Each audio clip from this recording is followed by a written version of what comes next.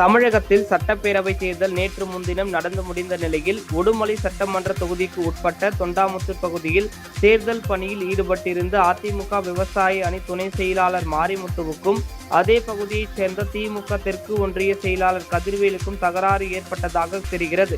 இந்த நிலையில் நேற்று மாலை மாரிமுத்து மாற்றுத்திறனாளியான 15 வயது மகன் ரோஹித்துடன் இருசக்கர வாகனத்தில் சென்று கொண்டிருந்த போது பொன்னாபுரம் வாய்க்கால் மேடு அருகே காரில் பின்தொடர்ந்து வந்த திமுக ஒன்றிய செயலாளர் கதிர்வேல் மற்றும் அவரது ஆதரவாளர்கள் இருசக்கர வாகனத்தின் மீது மோதி அவரை தாக்கியதாக கூறப்படுகிறது. அங்கிருந்து இருசக்கர வாகனத்தில் தப்பிச் சென்ற மாரிமுத்துவை பின்தொடர்ந்து சென்ற நபர்கள் தொண்டாமுத்தூர் கரட்டுப்பாளையம் அப்பகுதியில் மீண்டும் தாக்கியதாகவும் அப்போது அங்கு திரண்ட அதிமுக திமுகவினரிடையே வாக்குவாதம் ஏற்பட்டதாகவும் கூறப்படுகிறது. அப்போது கார் கண்ணாடிகள் உடைக்கப்பட்டதால் பதற்றம் ஏற்பட்டது. இந்த சம்பவத்தில் காயமடைந்த அதிமுக நிர்வாகி மாரிமுத்து மற்றும் அவரது மகன் ரோஹித் பொள்ளாச்சி அரசு மருத்துவமனையில் சிகிச்சைக்காக அனுமதிக்கப்பட்டுள்ளனர்.